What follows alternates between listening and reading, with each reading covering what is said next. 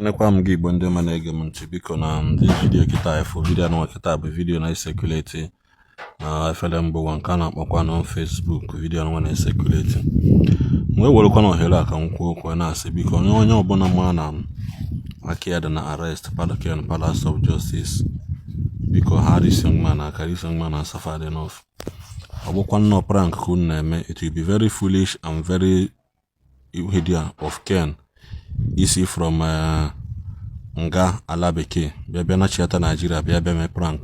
Onye nchecha wee sị ka m kwuo okwu gbasara this video because na ọ dị very very shameful n'osi obodo Igbo nata Nigeria bịa na-eme prank. Mana onye ọbụla na-eche Ken Palace of Justice anya in this condition bịa kpọrọ ya, the person abụrụ ezigbo mmadụ. Quote me anywhere. Inecha this young man anya in this condition na anụ ọnụ iwe ka obi bịa atụwa aka sị na sekpụrụ ya nwanna na ọkụ mmụọ nke gị ya bụ ike ana because I see nothing na ye bịa inecha this young man na ikpụrụ ya na this. And for this man na-eme this thing or get the way na na-eme this thing for this post anụ eme in such a time like this ki na-eme this type of post. One this thing anyway, I will not say much mana ki ha anu na-eme na bụla eziokwu, mana ọ bụ na eziokwu na ihe anu nwa me iwe ka obi we make this time of we make this kind of write up n'enu ebe anu nwanne nwere obi mmadụ dị worse than Jezebel. Ma ọbụla na it very very gina worse than Jezebel. Biko ọ bụ na oge dị win ji Palace of Justice na ha ya bụkwanụ boss lady nwana na-ekwu okwu na onye nwakporo Ken. Biko n'udododo ha na Ken Palace of Justice aka. It has never been easy for him. This man ata na ezigbo afọ me unu ya emenyekwana nya mekwanụ ka ọ bụrụ oge ọ bụrụ nwanne gị. Yes, we know he has offended a lot of people, mana where there is no measure, there will be no forgiveness. Na kwa begobe ya obiko for somebody humble onwe bebe ya obiko even mgbe a na-asị akwu nya ya obiko kwada ya obiko jechazi atị na unogo no jechazi wepụta wee bịa humble wee ya obiko still unu ka obi wee kpoli ya. Na tulekwanụ ma lelekwanụ ma lelekwanụ ka ọ dị na mgbe ọzọ ndị baị. Ọ bụ na ihe a na-anọgide bụ eziokwu, ọ bụ na ihe a na-anọ bụ eziokwu na Ken na-emere arrest. Imana there's no trust again. Nyere ndị si na ha na-eje ụka. Yes, I'm a Christian. Mana ndị ekwu ụmụ okwu ya bụ ndị ekwu ọ dịka asị na this guy dịka mgbe ọ bụla ekpọrọ ndị ụka n'ọnụ mgbe ọ bụla na-akpọ ndị ụka iyi. I am not against ndị ụka, mana I'm against the kind of spirit na manifest na ndị kpọrọ nwa ndị na-eso ụzọ nke Christ. This guy na-akpọ Ken Palace of Justice few weeks ago ka ogene pụtara social media yọọ mgbaghara. I didn't know. Also mejọ m last time about 2-3 years ago. Ken drag me like target director. Bomb allegation ni no borom nji we dey na boss lady na-emekwa nka abụ ebe na ha bukwara m.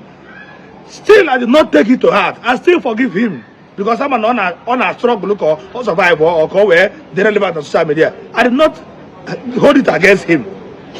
This young guy no complete 8 good months na prison na Senegal. No see na Senegal. I follow contribute to just go area in Kebunni. Waja contributed. A lot of people, more than 14 people contributed. Just go area in Kebunni. Or but he saw hell. All the things still go na social media. I was the one that even instructed him. See, I come back to Nigeria, nothing will happen to you. But before you do that, make sure you apologize to people, which he did. Or make an apology to people. Make an apology. Only for me to be hearing and after 7 and ask when I made a care arrest for what? Only let it not be what I'm thinking of. Because the boss lady make on the phone and ask them that they can never forgive Ken. They can never forgive Ken, even at the case. Need Bujada Abuja, Nanka, it's your non Ben attack and Bob not boss lady, I don't want to believe so much that Naka get the Nefa. I'm not being only Ken arrest, but let me not believe. No, if I hear you, Kimere. I don't see reason why I cannot track it. Get to that Ken, or the Ken and that, also Nanga.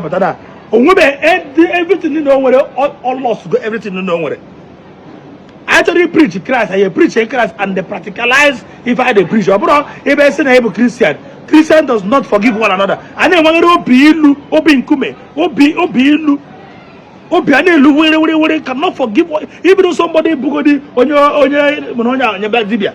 Bondo wana pananda bondo merana. Hana can't forgive people. Oh no, but a bony Igbo. Oh, yeah, making her job. Happy I come and let's come and deal with that person. Konya, one day he or she will meet his match. After I'm bad on Facebook for a bear on your post today. I'm on page here. Chase them away. Post today. I don't want to take it anything. I don't want to believe so much because I'm still gonna do my findings and my investigation because so far so good. Ken number that I'm calling the number or ring the no answer. The next thing I'm not reachable. Or that gazaga. I try with Nigerian number. Or I can try with no foreign number. WhatsApp number. Or that gaga. So I don't want to believe anything. Okay, let me just hold this video now. So not that this boy talk too much. You talk too much. I tell him I talk about I only open I care that this thing. Now Japan have WhatsApp does not mean that I will not face that person. Also, I never care no. I Jeba what shop how for what? I don't understand. I don't understand.